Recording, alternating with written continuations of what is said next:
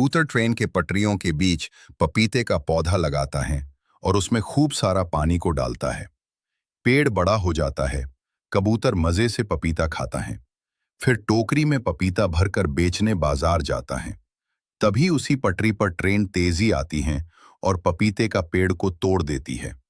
कबूतर वापस आता है तो टूटे हुए पेड़ देखकर उदास हो जाता है। फिर टूटे हुए पेड़ से एक छोटा पौधा निकलता है।